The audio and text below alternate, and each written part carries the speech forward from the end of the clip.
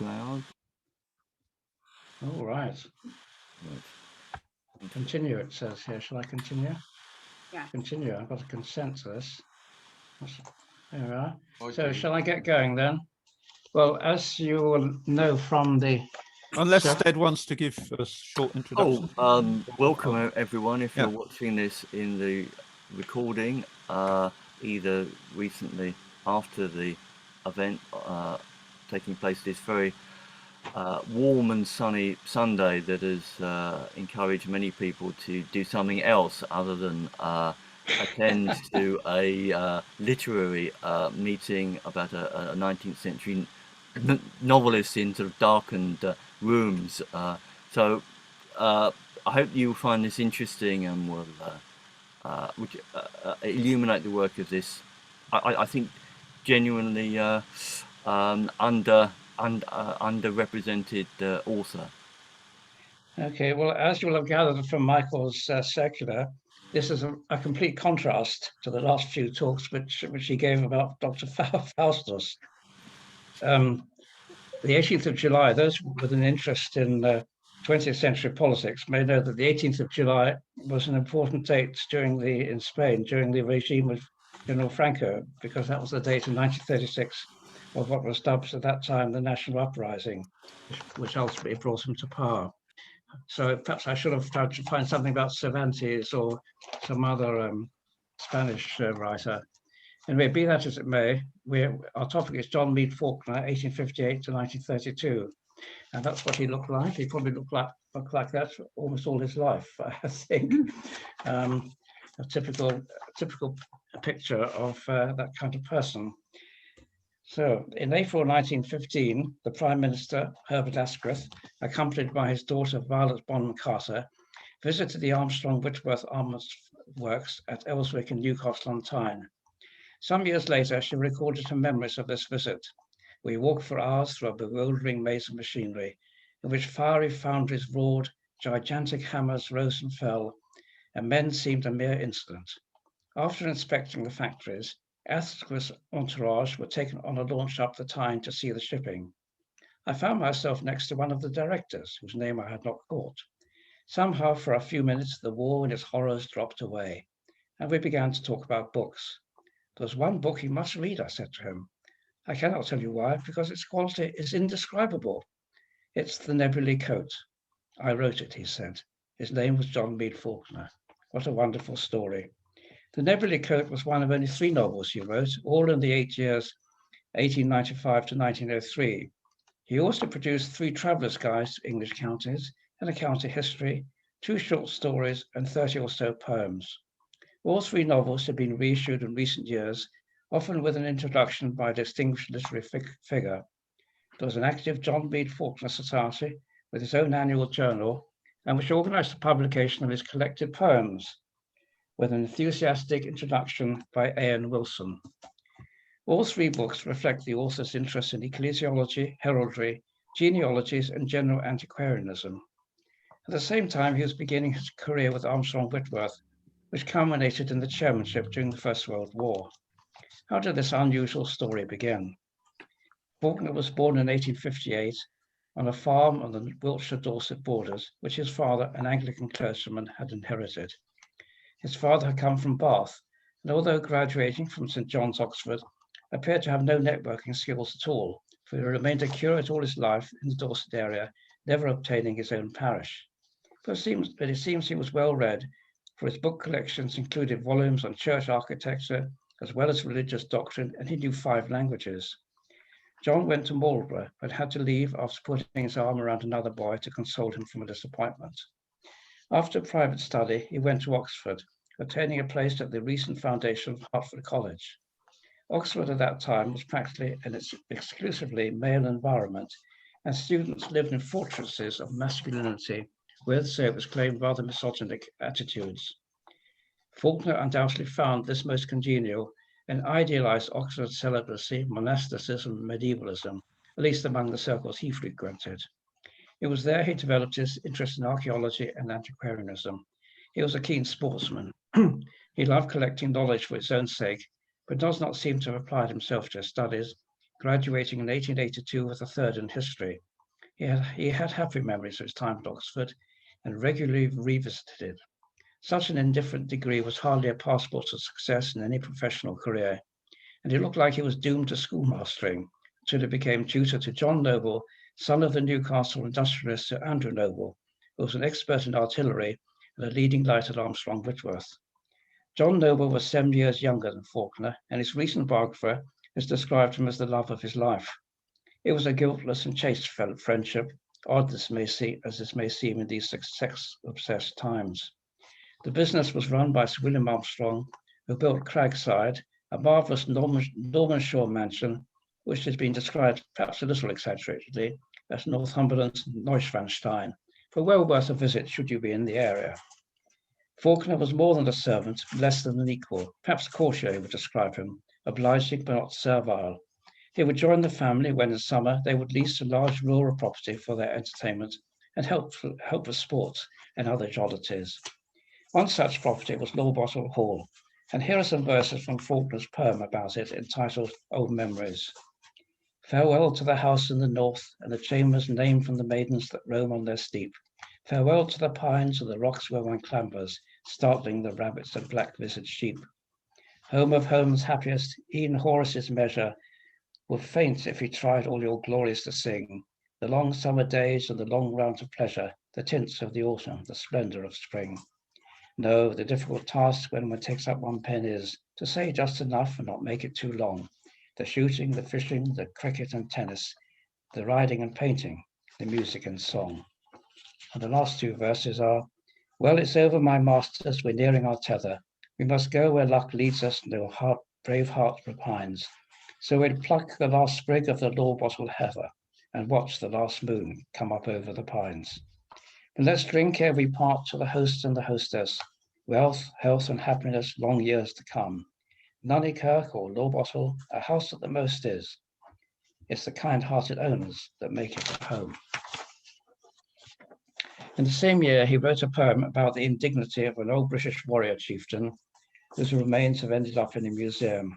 I think this is rather fine, and these are eight verses. The first two are the first two. There's three in the middle and three at the end. He slept beneath his mound of earth, alone for 1800 years, through centuries of death and birth, the counterchange of joy and tears. They laid him in his lonely bed, one August night the sun had set. They put the picture by his head, his arrows and his amulet. While voices rose in mournful choir that echoed on across the sward, of children weeping for their sire, a people wailing for their Lord. They laid the stone across his breast and banked it round with new-cut sods, that so his spirit might find rest from battle with the resting gods. The moon shone white upon the dead, and all the turfs with dew were wet. They put the picture by his head, his arrows and his amulet. The last three verses. In some museum hall, a prize of fallen faiths and people gone, for rustic loons with open eyes to gape and gaze and laugh upon. I rambled through our new-built hall, that magazine of country lore, from press to press and stall to stall, and marked a case beside the door, all neatly framed and painted brown, and over it this legend set, Celtic remains from Martinstown, 3 arrowheads and amulets. What a way to end up. In 1885, when the tutoring was over, Falkner became Sir Andrew's private secretary and moved into his house in Newcastle, Jesmond Dean, and other Norman shore work. In 1887, he became company secretary of the Armstrong business and moved into lodgings in Durham. It is there the writing began. It appears to have been a way of relaxing after his day work and perhaps escapism too. His first literary work was in the Murray's Handbook for Travellers series. This one was in Oxfordshire and came out in 1894.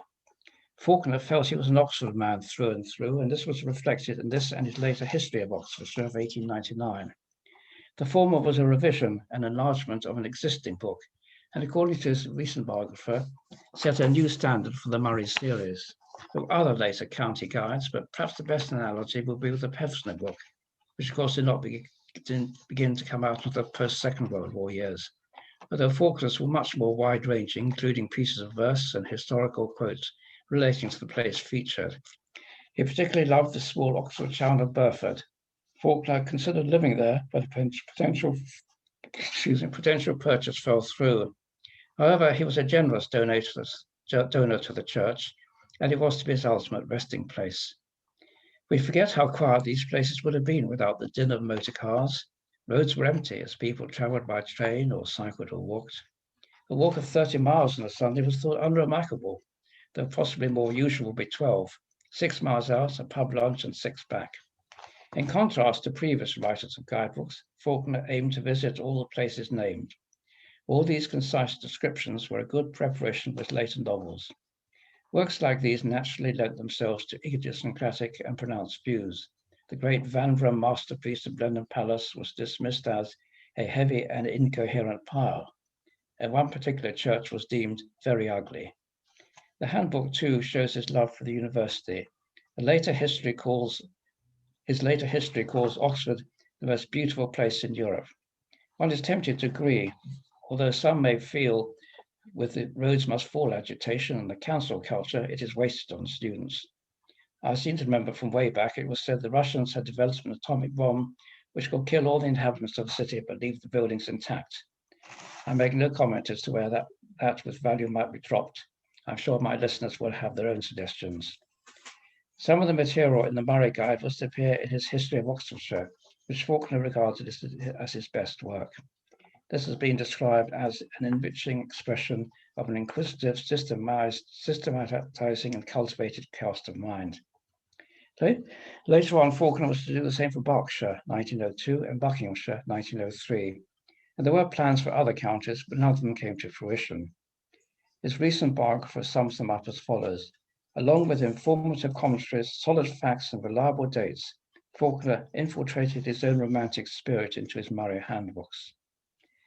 The period 1895 to 1903 was his most productive from a literary perspective, beginning with his shortest novel, The Lost Stradivarius. The story is written for a young nobleman, Sir Edward Maltravers, by his Aunt Sophia. His father's sister wishes him to know why he's been orphaned. The father, Sir John, had been at Oxford, and his friend William Gaskell, on his return from a visit to Italy, brings with him some old sheet music. Playing together, William at the piano and John on violin, seems to conjure up a figure from the past who points him to a cupboard containing the eponymous Lost Stradivarius. His previous owner had been an occultist, and Maltravers becomes obsessed with the violin and the black magician's history. In doing so, he abandons his wife and child and his respectable life in England and goes to Naples, where he takes up with the Neapolitan youth. It was not made clear what his interest in him was. Nowadays, of course, we will have lots of smooth chest, tight trousers, and well-rounded, inviting buttocks. And his subtitle would be, with apologies to Thomas Mann, Death in Naples. But perhaps his interest was more innocent, and the perfect male physical form is seen in the Greek statue. Be that as it may, one recent reviewer writes of it, if you love, as I do, Oxford as a setting with its lively presences, this novella is for you. If you love 18th century bad boys dabbling in necromancy and Neoplatonism with the Hellfire Club, there's one here too. If you love landscapes affectionately and accurately drawn, you'll relish the scene set in Dorset and in Italy around Naples. If you love, as I do, novels with a musical setting, this is perfect. Finally, if you love a mystery which seems to become obvious in its unraveling, but stays temptingly out of reach until the very end, this is brilliantly realized. When Falkner was at Oxford, there was a University Phasmatological Society, Society for Physical Research. Physical is the wrong word here. Psychical. That's it, which looked into ghosts, apparitions, telepathy, and mind reading. The book has some similarities with Oscar Wilde's The Picture of Dorian Gray of 1890. Indeed, the Oscar Wilde trials were in the year of the Falkner book's publication, and he later felt ashamed of it and wished all copies could be found and destroyed. Thankfully, this did not happen. His second novel, Moonfleet, was published in 1898, but before that, a short story, A Midsummer Night's Marriage, appeared in the August 1896 issue of the National Review. This was an odd venue, as the National Review was not a literary journey, but a vitriolic right-wing monthly full of warnings about the rising power of Germany and the need for beefing up our defences. One could only assume the editor wished to support a leading light in one of Britain's great armaments firms. As for the novels, this was written in Faulkner's Durham lodgings after a day's work at the Elswick factory complex. There's a kind of bridge between the Lost Stradivarius and the Nebulae Coat, with several common factors. Like Maltravers in the former, the hero here, Ante Santal, meets spectral figures and is hastened to an early grave by his fixations. Like the latter book, there was heraldry, church buildings, and disorientating experiences to drive the plot. The story is simple. Santal is riding through the Warwickshire countryside on St. John's Eve and comes across the light of a large house. And here I will introduce my first lector who's going to give my voice a rest. Over to you, Stead. No, it's Stead, is it? Yeah. Yeah. Santal is beckoned into the house by a servant dressed in black. The hall was bare, except for a few oak settles and a quantity of pikes, helmets, and armour which hung on the walls. The floor was strewn with sprigs of evergreen shrubs, and there was a smell in the air of resin and spices, with which the trodden leaves mingled a peculiar odour. He is taken to a lofty banqueting hall with a large oriel window by a dais at the far end. The tables are covered with cakes, cold meats and tankards. The panelled walls are festooned in black crepe. Soon he is greeted by a beautiful girl of 18 years, dressed in pure white silk, with liquid blue eyes, and her flaxen hair confined in a net of gold thread.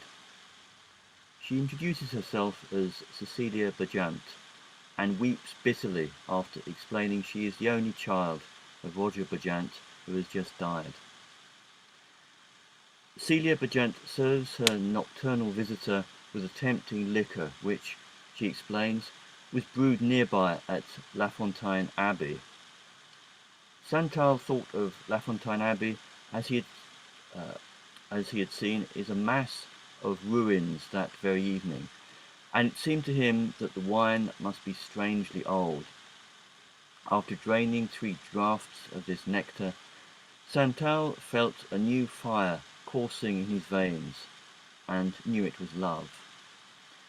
She told him that to the bitterness of her father's death was added the bitterness of leaving her home and going as an outcast, she knew not whither. All the estates passed by entail to a distant cousin who would have her marry him and whom she hated. And then she hid her face again and sobbed as though her heart would break.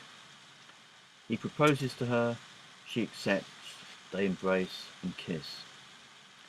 Cecilia leads Santal through a Gothic archway to the chapel of the house. The chapel is shadowy, there are only a few candles lit, and the air is heavy with incense. The low chanting of the priest is varied at long intervals by his reciting in a louder voice from the Catholic Mass for the dead. The officiating priest is named as Theodore Brady of the Society of Jesus, a tall, clean-shaven, black-haired man in the prime of life, with a pale and emaciated face indicative of abstinence and self-denial. At the end of the funeral mass, during the moments of daybreak, Brady marries Santal to Cecilia Bajant. When the groom turns to scrutinize the congregation in the dawn light, he notices a ghastly contrast between their white faces and black dresses in the low light of the rising sun.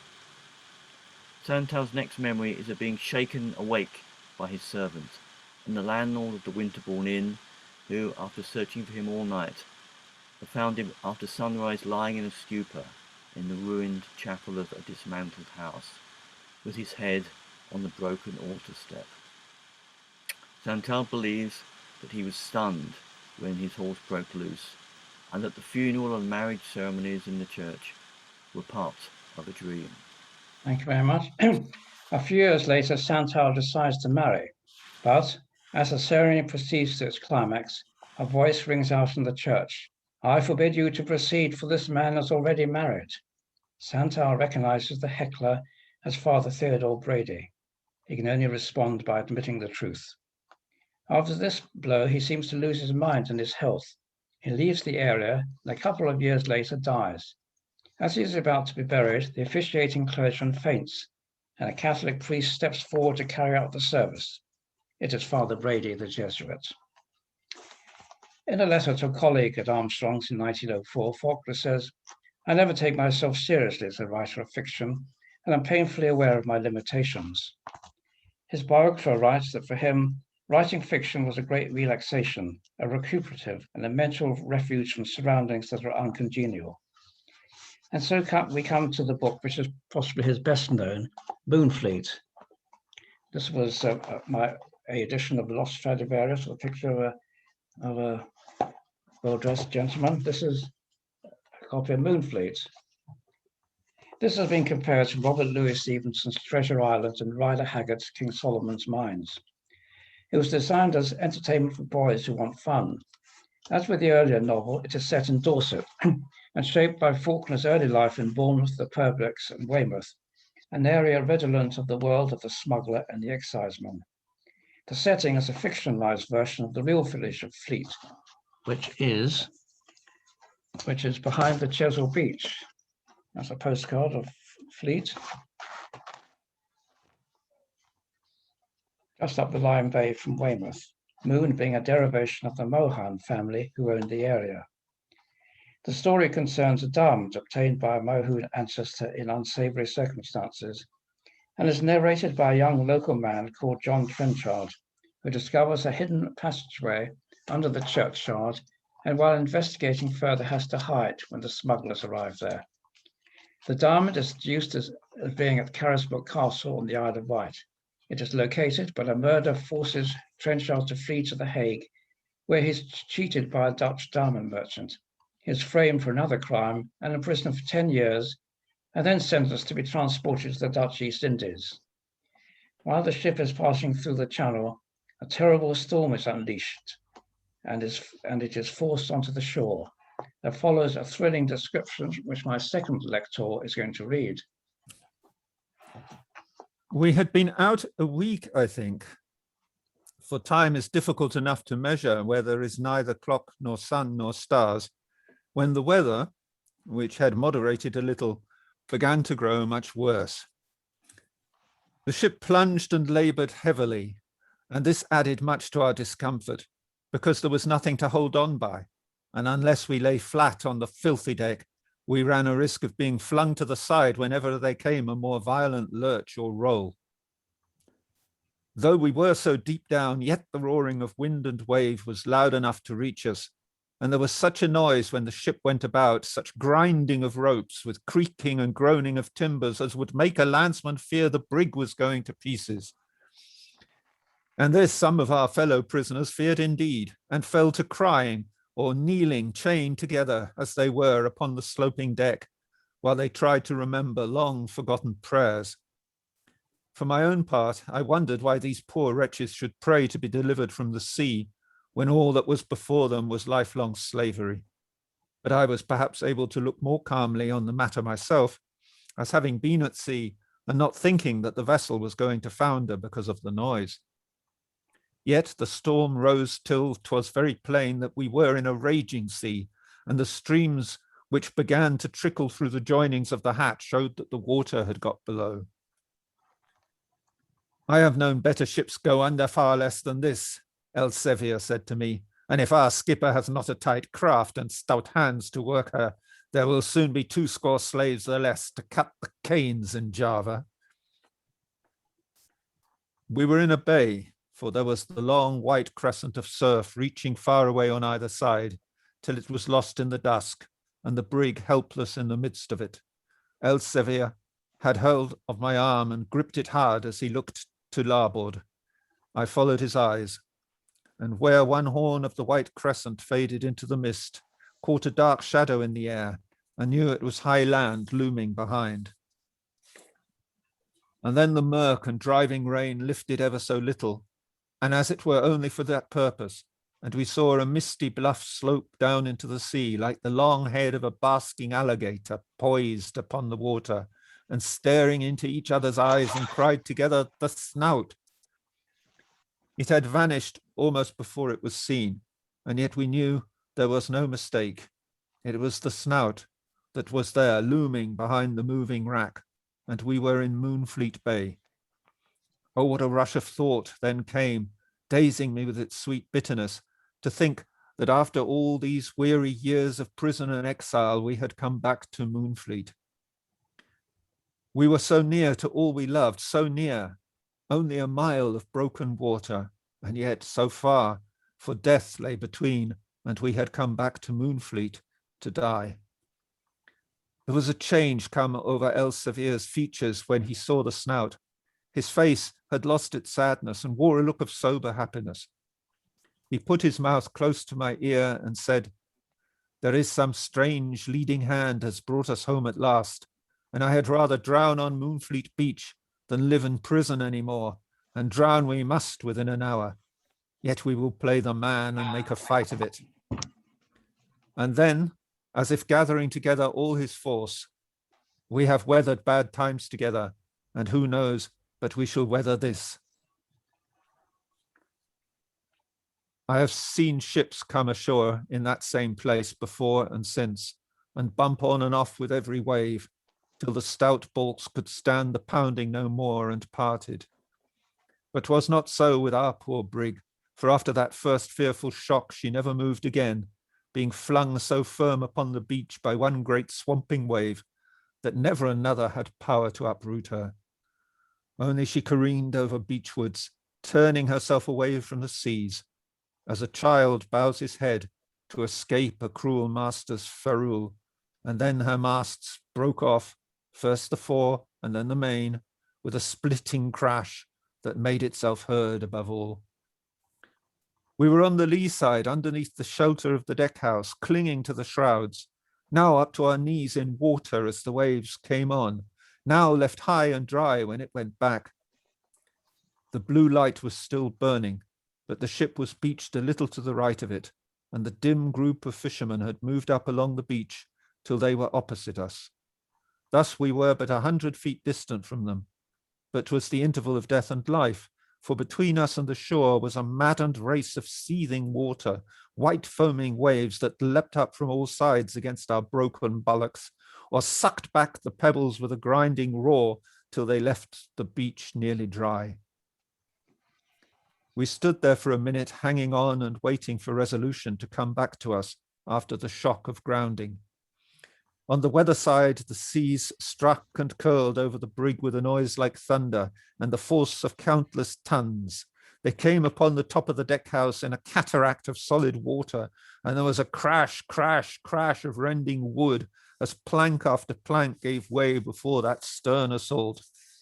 We could feel the deck house itself quiver and shake again as we stood with our backs against it, and at last it moved so much that we knew it must soon be washed over on us.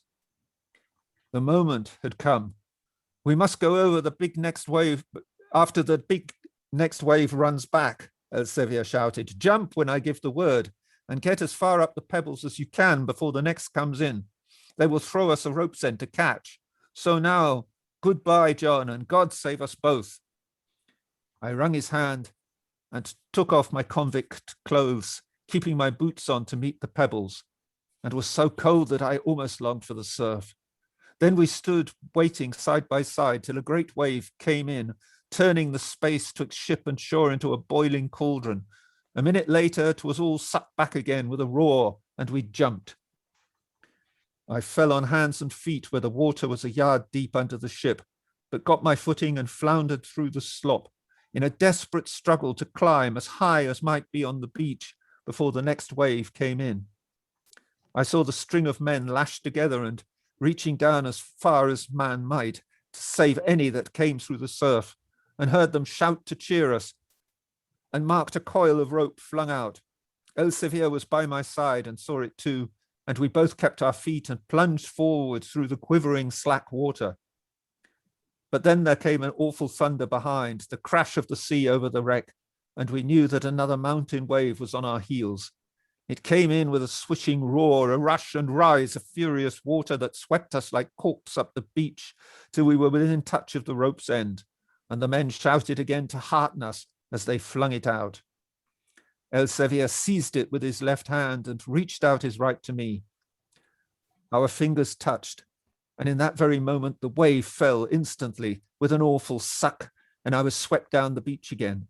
Yet the undertow took me not back to sea, for amid the floating wreckage floated the shattered maintop, and in the truck of that great spar I caught, and so was left with it upon the beach 30 paces from the men and Elsevier.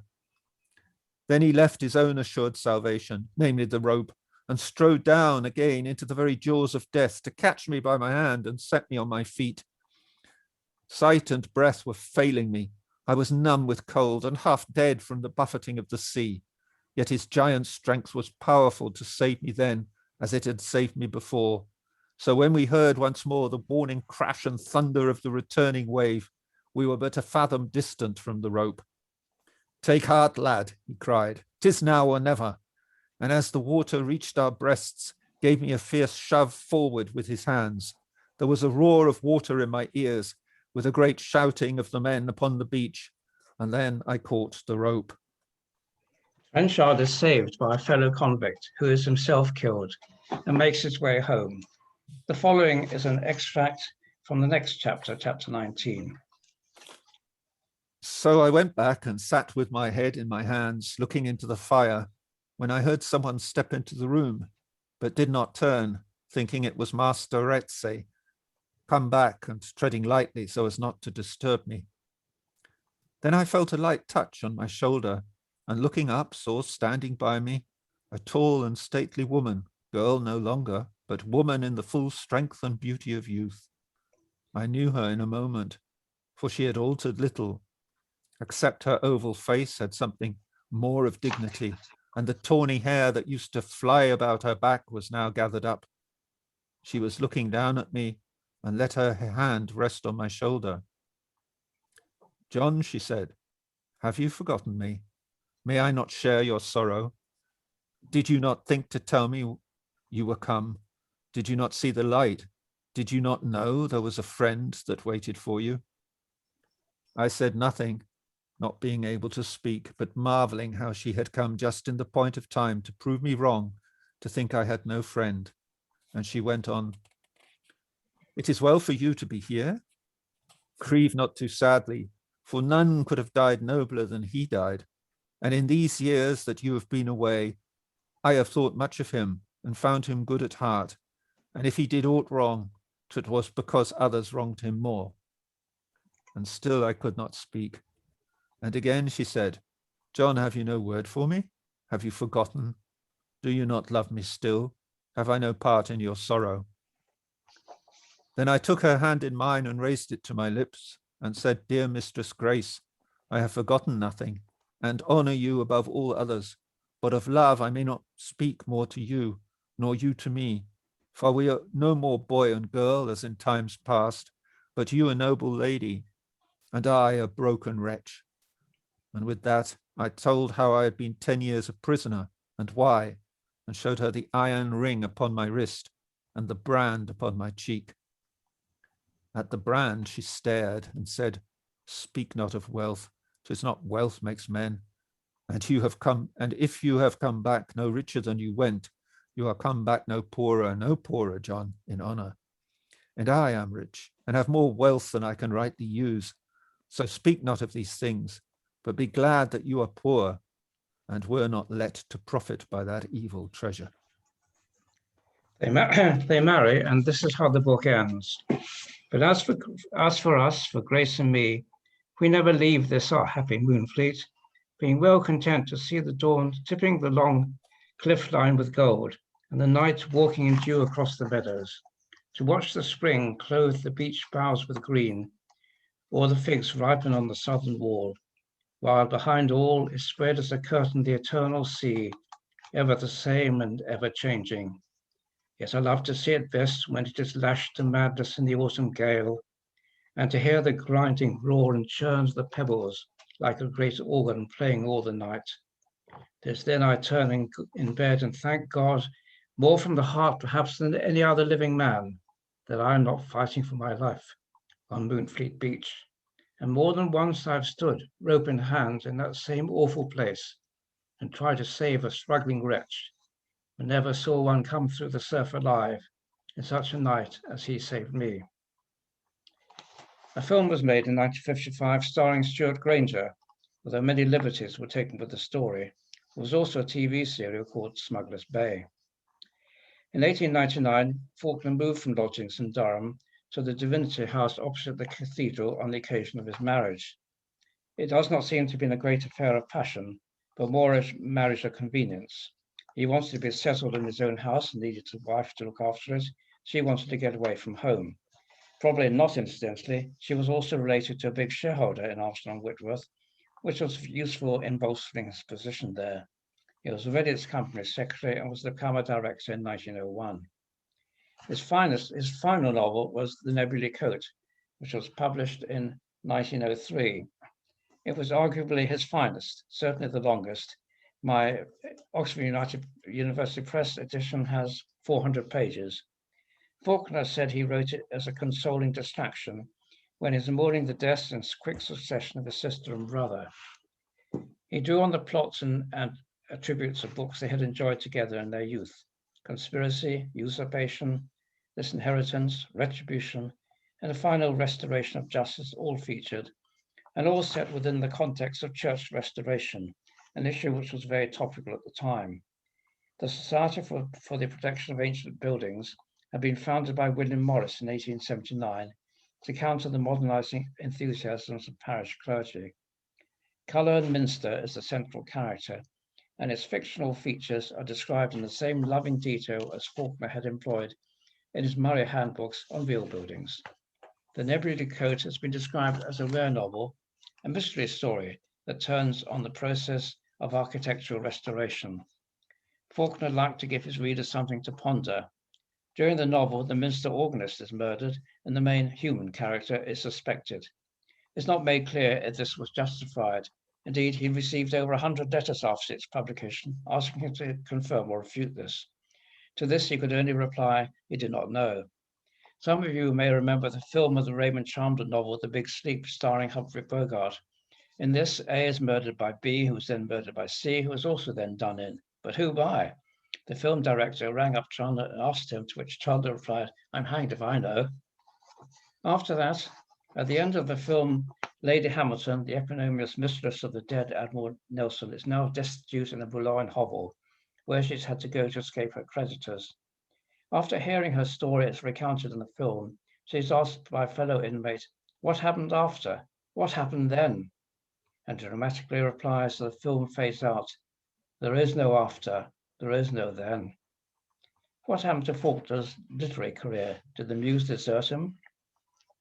The writer of historical adventures was very popular at the same sort of time. Stanley Weyman had written Getting On for 20 books, and when publishing his last, said he wanted to leave while the quality was still at the same high level. Such a consideration hardly applied to someone with Falkner's small output, but then he was not a professional writer, but someone who wrote as an escape from the pressures of his work. As he took on more responsibilities at Ayleswick and more travel as the company's diplomatic face, with regular visits to Italy, Constantinople, and South America, it must be clear that these were too much for him. Here are 4 verses from a poem he wrote about Constantinople. The ways are deep in freezing slush, the bitter north wind racks the street. The night has fallen with the hush of falling snow and muffled feet. Well fed, well clothed in furs and wraps, we pick our way and hug the wall, with heads bent low, if so perhaps the storm may later on us fall. As in a dream the spectres rise of blinded kings and shattered creeds, and still across the centuries the wound of Christendom it bleeds. Our dream, our God, what sounds and sights, what wizard tales these stones enshrine, what weltering depths, what perilous heights, these walls of ruin Constantine. The period before the First World War was a busy one for the arms business. Later on, the manufacturers were blamed for the conflict, an idea which was reflected in the Labour Party opposition to rearmament in the 1930s. Armaments mean war.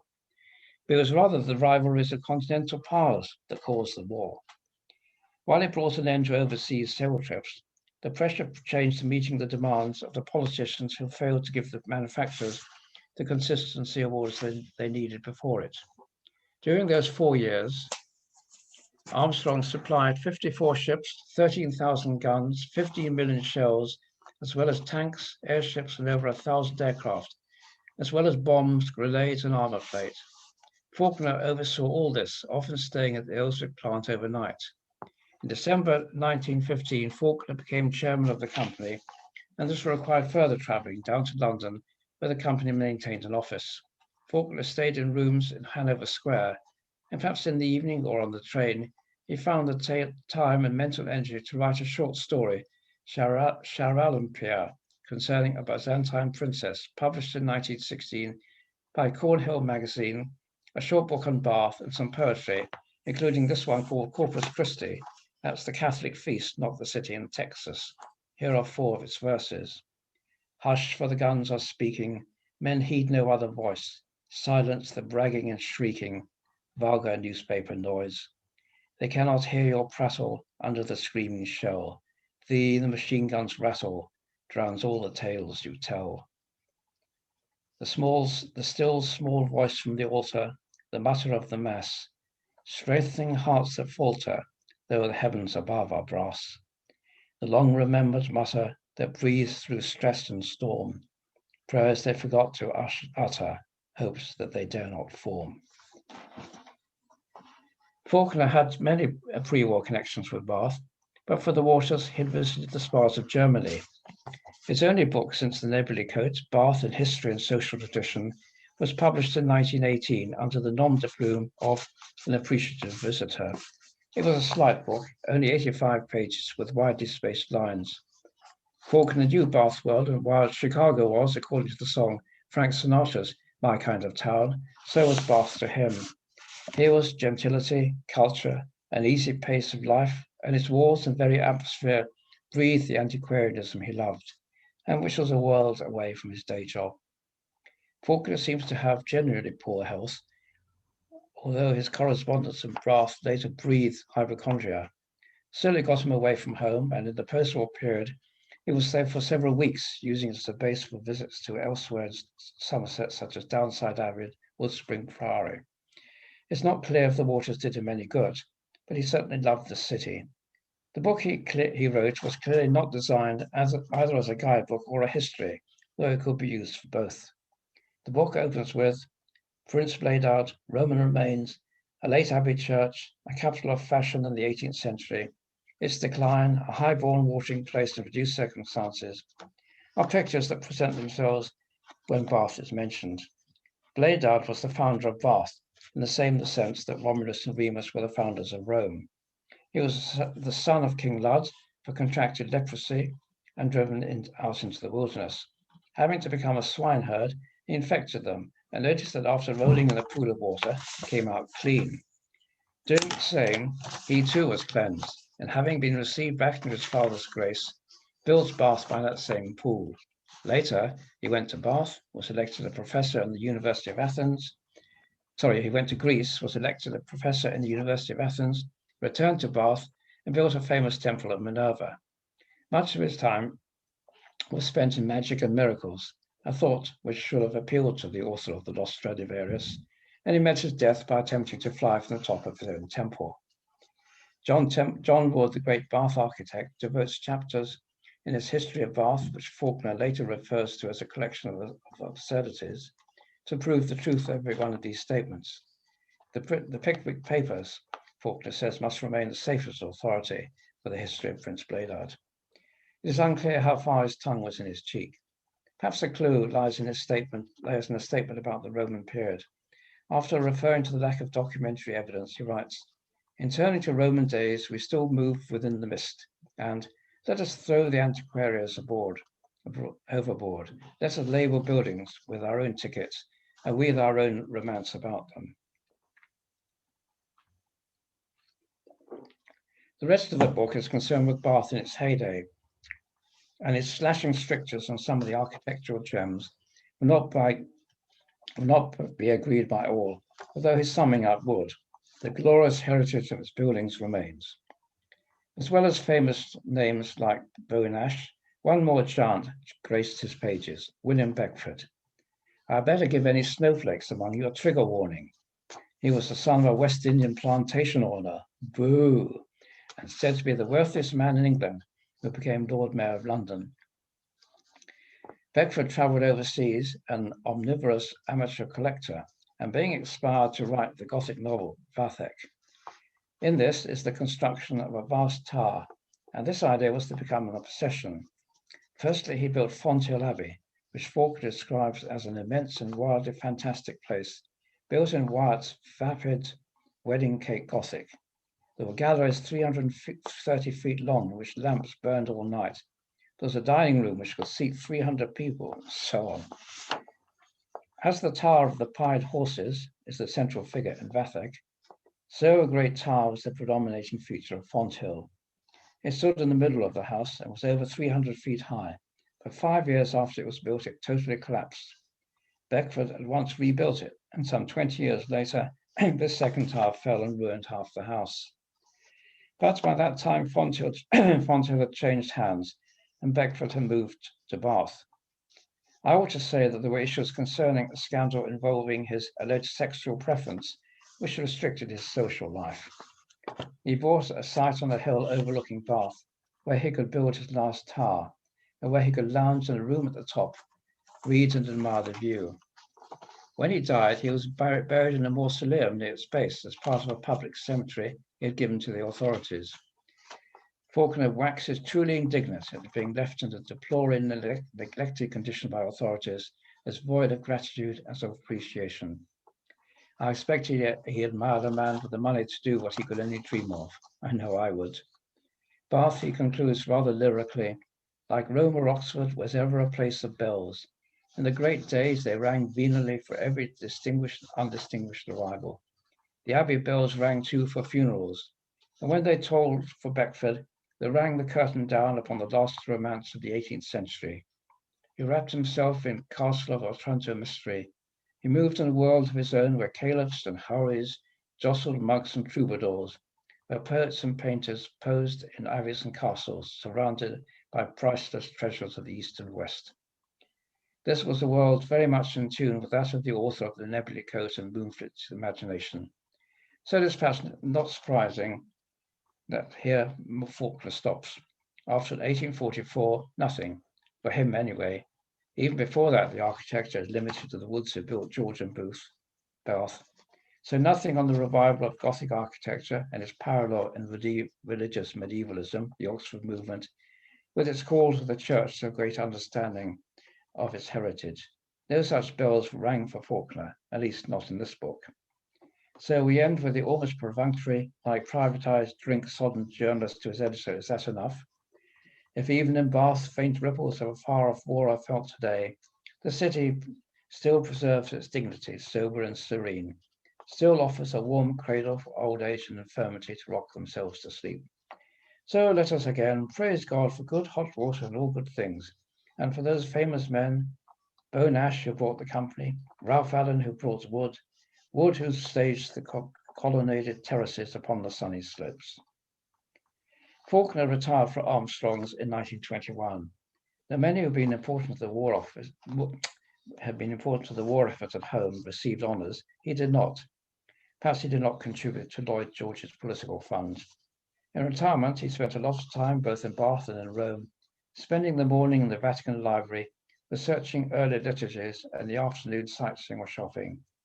He remained a director of the company, and the fees provided him with the funds to enable him to make purchases of rare manuscript and missals. In 1922, he stayed there for 6 months, and a similar period in 1926. In his retirement, Falkner became honorary librarian of Durham Cathedral, and he wrote a history of it in 1925 as a history of the library. Falkner died in 1932 and was buried in the churchyard of Beckford Parish Church. A strange choice, one might think, considering his family associations were with Wiltshire and Dorset, and his life had been centred on Durham and Newcastle. But he and his friend John Noble had been benefactors of the church, and he'd always loved Beckford. John Betjeman wrote of him, Standing by the tomb in Beckford churchyard, he was glad in a way to think John Meade Falkner never saw the mechanical barbarism of today. He lived when it was still possible to find undisturbed England, before the sky hummed with the blessings of science and the fields went red with ribbons of bungalows for housing the poor jellyfish who quiver beneath its benefits. It's perhaps difficult to distance an arms manufacturer from mechanical barbarism, but it's certainly true of his literary work. What might one make of the way in which he made his living? Writing an article for the John Meade Falkner Society a few years ago on the infamous merchant of death, Sir Basil Zaharoff, who had been the chief overseer's agent for Vickers, I concluded, Basil Zaharoff died in November 1936 in Monaco. Some of his obituaries recorded his benefactions, but others were not so pleasant. Millions died that he might live was a common theme. What does it say about the hero of our society that he could have spent his career in this milieu? According to one biography, there was the shady Zaharoff, with whom, nonetheless, he seems to have had an easy enough relationship, and elsewhere, they seem to have been on friendly terms. Basil Zaharoff died while Germany had been rearming for 3 years, and we'd only just started. 2 years later, triumphant Germany had taken over Austria and Czechoslovakia. Barely 2 after that, we were battling for our lives and very grateful to have the guns we needed. As Kipling wrote, it's Tommy this and Tommy that and chuck him out the brute, but it's savior of his country when the guns begin to shoot. Many years ago, when I was a teenager living at home, I went with my mother to a talk at the National Book League offices in Vauxhall Bridge Road, near where Michael used to live in Victoria. It was given by a crime writer. I cannot remember who it was, except it was not Our Blessed Lady of Torquay. I've always remembered one thing she said. If I can prevent someone putting arsenic into their husband's tea, I feel my book has been worthwhile. I cannot aspire to this level of response, but if I can encourage one of my listeners to look at a John Meade Falkner novel, or even to join the John Meade Falkner Society, I shall feel that our star and all the preparation has been worthwhile. Thank you very much. Yeah, thanks so much, Robin.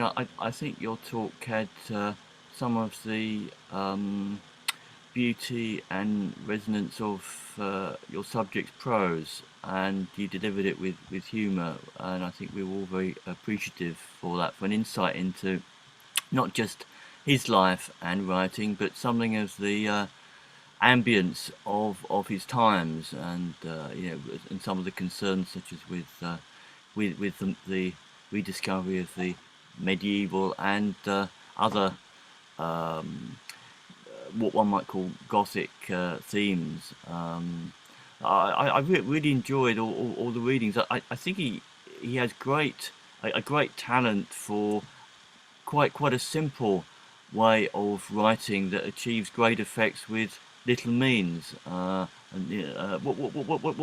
do other people think from the extracts that were written and the account of his life? Well, Michael, did you want to show the Tintin card? Well, no, yeah, that was just going to come up. I just sort of, yes, well, there were just three things. Well, first of all, I'd like to say thank you, Robin. I found that highly enjoyable and entirely fulfilled what I personally understand or conceive as the aim of Soteria, which is to reanimate, to dust down the cobwebs from writers who have been either neglected or abused by modernism, and in this case neglected, I think. A writer of whom I'd never heard, and I thought you did it wonderfully. You certainly inspired me to put my hands on his books. They sound absolutely compelling, and I shall certainly respond, so you can feel already that your hour has not been wasted. Yeah.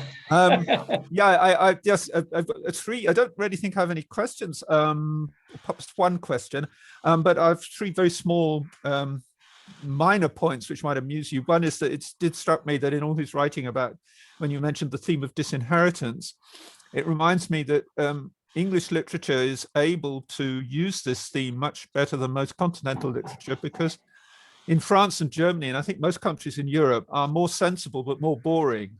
and they regulate how parents have to leave their estate to a large extent. And at least 4 of Agatha Christie's novels would be impossible in France or Germany because people couldn't threaten to disinherit their son or their daughter or something and then suddenly die.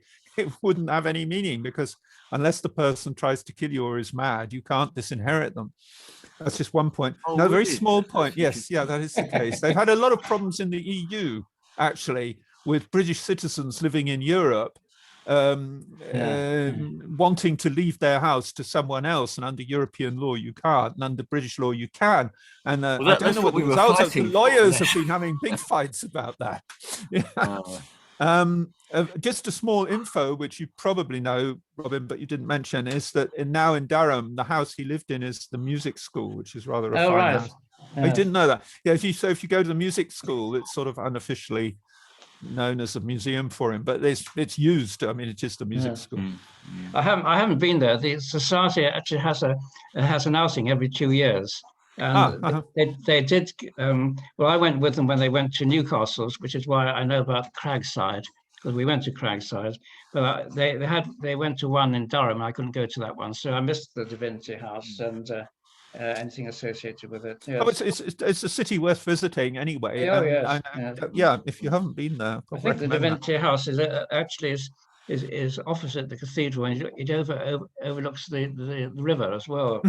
It's said to be very attractive. Anyway. I can recommend it, especially if you like, obviously, as you do, as I distrust or dislike modernism, that river, which has been used in I don't know how many films for the 18th century, because there's no modern intrusion with that old 19th century bridge. You could walk down there and really you could believe you are 200 years ago. This is Durham, Michael. Yes, yeah. No, it still is remarkable. There are not so many places you can say that of, and that's why they do use it for quite a few film scenes. Well, that's probably part of why. For the obvious reason that there's nothing to remove, no modern dustbin, nothing. There is a square, Trinity Square, I think it is, that I cycle through on my way into London, and it seems as if there's some sort of order enforced there, because it's perfect for 18th century dramas, and I often see things being filmed there. And there's a village in Wiltshire which is owned by the National Trust, which is often used for costume dramas, like Cranford, I think, was filmed there, because they've got the power to order people to take away their cars for the day or whatever. And sometimes Bath is used as well. There was a case recently. The great set pieces of Bath are still there, the Royal Crescent and so on. There was, I think, it was Persuasion was filmed there. Oh right, yes, part of it. Yeah. There was a car which was quite close to the Royal Crescent, which was in the way, and they couldn't find the owners to get it removed. So they put a giant tarpaulin over it, so it looked just like a sort of wagon or something like that. I was expecting that they grabbed some sort of burly men and they just carried it away or something. I thought that was better. Yeah. I think the big problem are TV aerials and things like that. Those are the biggest problems. I was really struck in your account. What an intense feeling he had for place. That seemed a very characteristic thing. Yeah, I must say that he had a great one thing which comes out from the selections, particularly from Moonfleet. He had a great feeling of drama and a great feeling of description, I think. Yeah. I mean, I really felt I was there when I was listening to the recitation from Moonfleet. Like, you actually felt you were there. You're familiar with the place, Fleet. So I mean, you've been. Well, yes. The society did go down to the Fleet on one occasion, and one of its visits, and we have Fleet and a couple of other places in the area. Robin, which writers did he particularly admire? What kind of reading did he? I mean, was he quite well versed in the classics, like sort of Homer, for instance? Yeah, it's funny you should ask that. I never really, I don't really know. I think the main influence which I've seen cited is Thomas Hardy, but I'm not very familiar enough with Thomas Hardy's writings myself to know. But that's the only writer I've seen regarded as being an influence on him. But I think he was just very well read. Although his father was, if you like, a humdrum curate who bounced around from one job to another, father was, I think, very well read. He had lots of books, as well as speaking 5 languages, which is quite an achievement for somebody who never really got anywhere in the church. He had a very big library. Apparently, he had theological works from both the high church end of the spectrum down to the evangelical end. So he was very well read, and I assume this rubbed off on his son. And you say he used to purchase and do researches into liturgy. Well, I mean, do you know much more about that? What was his particular interest in that? Well, I think he was studying some missals with readings and the liturgy. And that's what he was studying from early ones, obviously, the Latin Mass. I mean, did he have some particular sort of theory he was trying? No, I don't think so. No, I don't think so. I think if so, we never found out about it. But no, I think he was just interested in studying it and looking at old missals and making comparisons between the different services of the early church. I mean, he was Roman Catholic, I take it. No. Or High Anglican. Oh. Well, it's never quite sure about it. I left that out because it's an extra avenue. He knew the Dean of Durham very well, Michael Hensley Henson, and who later also became bishop. And Henson once accused him of being a papist because he never took communion. But I think he was probably, if you like, I think he was he obviously loved the beauty of the Anglican liturgy and evensong particularly, I think, and matins. He was, if you like, a non-communicating Anglican. But why he didn't, whether or not there was some issue about taking the final step to the one true faith. So I mean, he had there was something somewhat anomalous in his relationship with the church. He wasn't a straightforward attendee, a straightforward pious communicant. Well, he did attend Durham Cathedral regularly, but he didn't communicate. So whether that's because he had doubts about, he was rather contemptuous of Anglican Catholicism because he thought it was theological nonsense. But of course, he didn't really take the full logical step, which was to go become a Roman Catholic. But quite why not? It may have been social reasons, or he just didn't matter that much to him. I suspect he just didn't matter that much to him. But yes, no, I think you could probably do a doctorate on Falkner's religious opinions. But I left that for that reason. Did he have any children with this slightly loveless marriage? No. Yes, there is a picture of him and his wife. And then what can you tell from the way they're standing? Well, yes, there's a picture of him. He's a very large man, and she's a very small woman. Oh, really? Yeah. She looks like a mouse, I'm afraid. So I suspect. Well, she probably ruled the household nonetheless. Well, when he died, she was his biographer says she was glad to sell everything and go and live in London. But they did go on holiday together. When he went to Rome, they went together. So they weren't. It wasn't completely parallel marriage. But yes, I wouldn't describe it as a great passion. That's what I could tell. Yeah. He wanted somebody to look after his house, and she wanted to get away from home. So, but there we are. We all have our own motivations, no doubt. Yeah. Anyway, there we are. I'm not sure if I can offer anything more on this. So we've. Well, someone else would like. I don't want Stead. What were other people's reactions? I mean, yes. What effect did his prose sort of have? I mean, any thoughts, Edith or? I like the initial. I'm not Edith. Oh, Edith. No, Catherine. Yeah, please. The initial poem you read, I like that.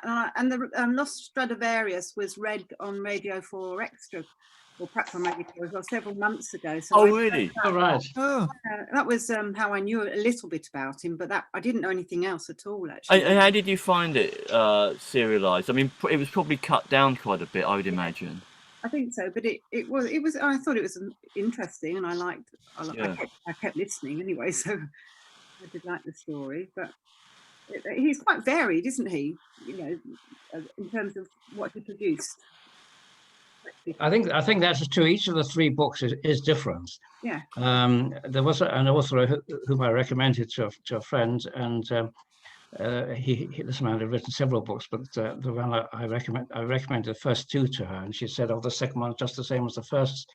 And I think you do get that. In fact, you can even say that somebody often starts off at a high peak, and then the stories become less and less complicated because they've all lost the track of it all, and you just end up with lots of description of the period and the areas where the stories arise. But in Faulkner's case, I mean, they were all of different locations, although Dorset does feature in some, but they're not all about Dorset. And Moonfleet is only partly about Dorset, and so is the Lost Stradivarius, and the same thing with the Nebulae Codes. I suppose that's the only thing in common, but they all have, although I suppose interest in antiquarianism in its widest sense features in all of them, the stories are all different with different kinds of characters. So in that sort of sense, it's very... I wonder how they would strike people that didn't have much of a connection with Britain and the places that he was connected to. I wonder whether how they would come across. I don't know whether that would be something that would make them even more interesting or less. I can't say. Stefan, what was your... I was going to say, that's a question for Stefan, isn't it? Yeah. Well, I'm sorry to say that I like very much British pronunciation, and I detest American pronunciation. I like to hear you talk, and especially Mr. Robin. He has a very distinct British pronunciation. I like it, but it's not always easy for me to follow it. Absolutely, yes, absolutely. Stead does also have a very distinct British, but I can easier follow him. I think he speaks more distinctly for my ear. Yeah, I was probably reading too fast, but I was conscious that I had quite a lot of pages, and I didn't want to tax my viewers' patience any more than I needed to. But I probably read it too quickly. I think that's the issue. Yeah. Did you find the man and his work of any particular interest, Stefan, or did you think it was too bound up with specifically British details? No. That would, even if it were so, that would not be a reason for me to reject. Why not take account of the particular local relations? That's very natural. I think he's interesting. Yes. No, it's good. That's good. Yeah, I think. Well, if anybody wants to read Moonfleet's, but doesn't want to buy the book, Stead downloaded it from. If you can look it up, I think is it Project Gutenberg? Yeah, I mean, site? I think works of that vintage, which now maybe are out of copyright, perhaps, I don't know, something like that has made them more readily available online. But the actual paperbacks are so cheap nowadays, aren't they? Yes. Well, if you may not have access to the paperbacks, but you're quite right. Yes, I mean all of them, the three novels anyway, are available. Yeah. You know, which is a good thing. But yeah, no. There was one thing that does occur to me, Robin, might interest you, isn't it? A British writer, I think his name is Pallister, is that right? His writing is he's a relatively modern writer. I think he wrote in the 1990s, but his historical novels are so realistic, I find them almost unbearable. There's one of the 18th century, which is so believable. I actually, so depressed by it, I couldn't read it. But the reason I mention him is that he wrote a book about the plot focuses on the cathedral and restoration work, and it all takes place in about 1880. Have you got the book? You know, well, that's the Nebulae Coat he's talking about. So what's his name and what's his book? I'll probably quickly, perhaps I should have to give it. I think it's Pallister. Or I'll send you a mail. Anyway, the point is, I was very struck by similarities there. I think there's a body that is under the flagstones and in the course of the renovation work, and there's a parallel. There's a murder in the Middle Ages and a murder which takes place recently, at the time the plot is unfolding in 1885 or something. And there is this sexual deviancy, which also is an element. And it's so realistic. You really feel that you are there in 1885 or whenever it takes place. Well, the Nebula Code is meant to have taken place around then. So I think that's probably the book he's talking about. It's 400 pages, or 390 pages. So I'm afraid that I didn't have time to reread it. And it's some years since I read it. So I was reliant really on what other...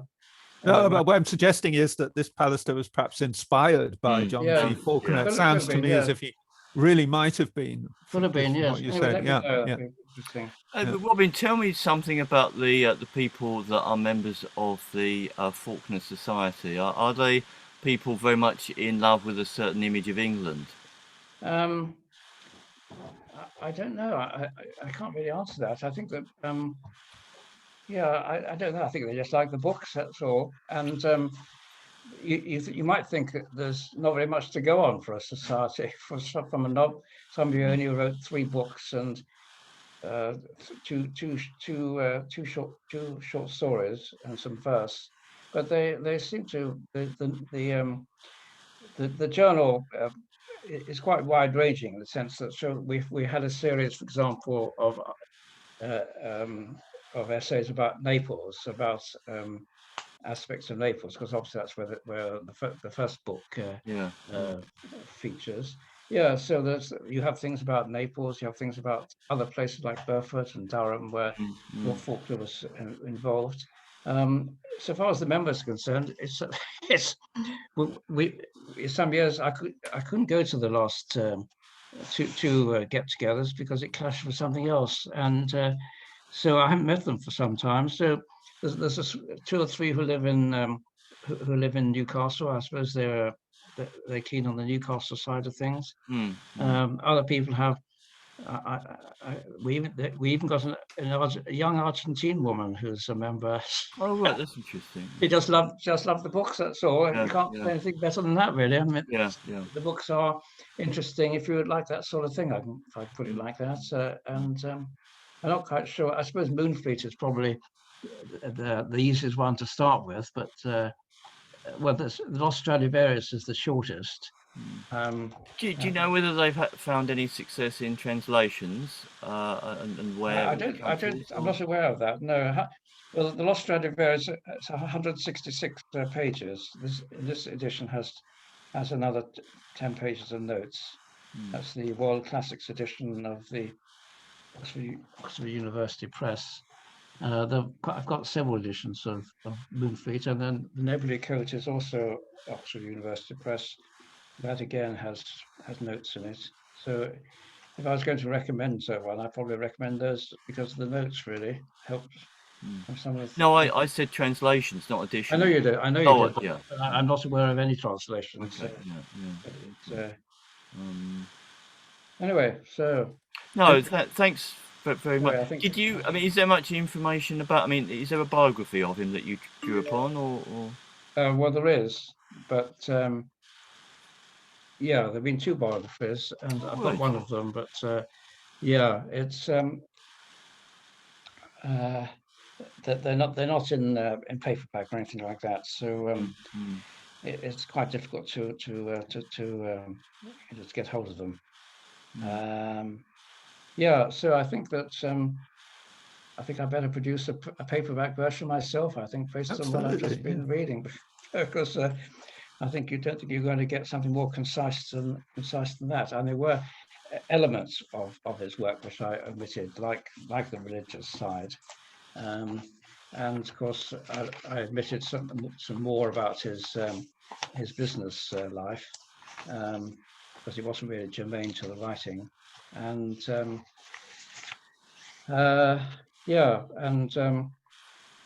I feel I have to include what Steph mentioned, what I've already told you, Robin. Of course, it's because it links him to the non-British world. Is the fact that Tintin brings in very thinly disguised Basil Tsarov, that's Basil Batsarov in L'Oreille Cassée, the broken ear. And I would like, as addition to that you said that war, don't want to get too political about this, but it's brought up between national rivalries. Tintin very cynically attributes that these two nations, Stan Theodorus, I can't remember the other one, are just waiting for an occasion to war because it's going to be profit from it. And the occasion for war is that one person is pushed and falls into a cactus and gets a cactus spine in his buttocks. And this is going to be the occasion for war, which is, I think, a little bit playing on the idea of, one archduke being shot in Sarajevo would be the occasion for the deaths of over 2 million people. well, And yes. but if perhaps instead you could show, I think it might be of interest. Might be a good thing to sort of page from Tintin. I think it's to end on or something. It has to be can't. Well, Robin tells me that it actually looks like Basil Tsarov. There he is. I don't think people can see it. No. Oh, yeah. The one on the left there. That does look like Tsarov, yes. And the point is, there he is. Good morning, General Alcus. I happen to be passing through your country, and I thought I'd show you our latest models. And here he is. This is our very newest line, the 755 TRGP. It's a really high quality product, flexible, easy to handle, strong, and it will toss a nice little nickel-plated shell for you over a distance of 50 kilometers. I like the expression on Tintin's face. Yeah, well, Tintin is naive and he's quite shocked. He's discovering what really war is all about. It's about making a lot of money. I mean, and these books for children, this is, in my opinion, sort of really good for children that they see this side as well. If you're not aware of how they'll advertise Tintin to you too much, but really Tintin understood so much. And here, this could be serious. Listen, Ramon. Las Topiocos, a detachment of Nuevo Rican soldiers crossed into the territory of San Theodorus and opened fire on a border post. Guards returned the fire and a violent battle ensued. The Nuevo Ricans were forced to retire across the border, having sustained heavy losses. The only casualty on our side was a corporal wounded by a cactus spine.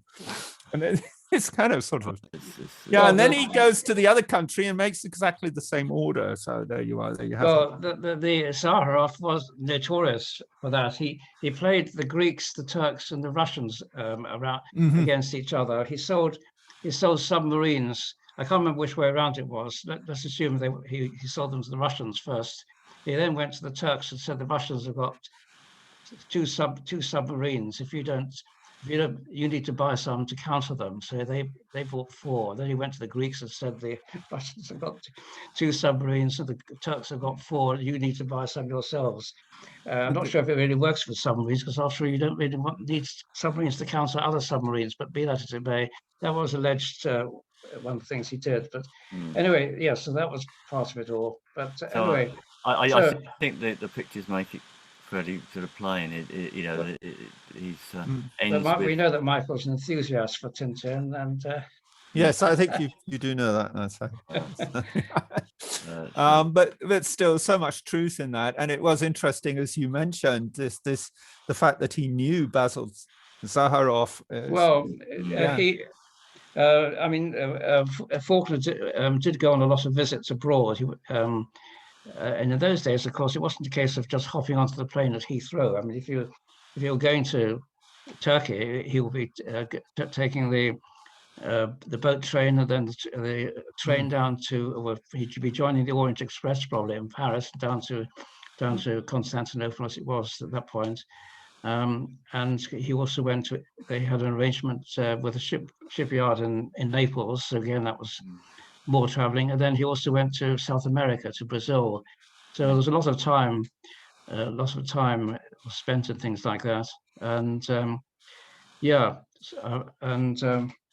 it's a pity he didn't really leave any record of traveling on the Orient Express or something like that. But there we are. I hope. It's been very welcome to hear a fresh voice speaking and presenting material from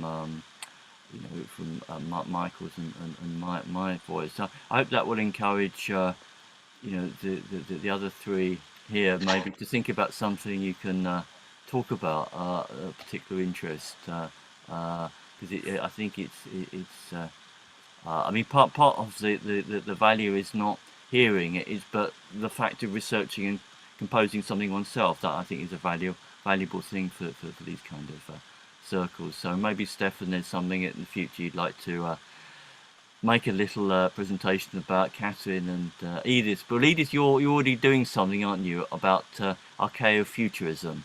So we'll all be looking forward to that, which will be interesting. Oh well. Okay, well, thanks very much. And perhaps, just a final thing, if anybody knows anybody who thinks that they might enjoy or profit from Soteria, don't hesitate. All you have to do, it doesn't cost anything, as you know, just send me an email, I'll put you on the list. I convey apologies from the Reverend David Parry and Daniele. They would have come, but they've got some health issues. But anyway, they're both keen to participate. But okay, well, thank you very much. Yes, thank you, so Robin. I was really enjoyed that very much. Yes. Really enjoyed that. Goodbye. Yeah, have a really good Sunday and get some enjoy the sunshine rather than. Okay, thanks very much. Bye bye then. Bye. Bye. I'll definitely be getting this chap's book, so don't know about anyone else. Yeah. Yes. Unless anybody has got anything they'd like to say. I personally thought that was excellent. Yeah, it was good. I really enjoyed that. I think it was nicely composed and with humour, and it was quite personal, which I thought was nice. Yeah. Robin. So yeah, Michael, I'll be seeing you next week, I hope, with some more statements about the state of nature. Oh, I see that. Yes, absolutely. Yes. Yeah. So we're just speaking about the bloat, which happens the end of the month, which of course you're welcome to come to, Stefan. And Edith, you probably, I hope you'll be present, and that there may be more people going out into the sun, into the summery weather, so it will perhaps be I think, in a special thanks to people who came today, because the weather was so, absolutely, at least in Germany or in Central Europe, was so tempting. No. It's not so tempting here. Okay, yeah. Okay, but anyway, thanks very much for coming. I hope you, as far as Robin's concerned, I think he can definitely feel that, at least in one case, if not more, and certainly in my case, I'll certainly be getting at least one of those books. Yes, and I think the man, I think Mr. Faulkner, looking down upon this event, I'm sure will have a smile on his face, because we've remembered him well. That's a nice touch. All right then. Yeah, all the best for everyone. Take care. Thank you for hosting, as always, Steve. Thank you. Bye-bye. Goodbye. Bye, everyone.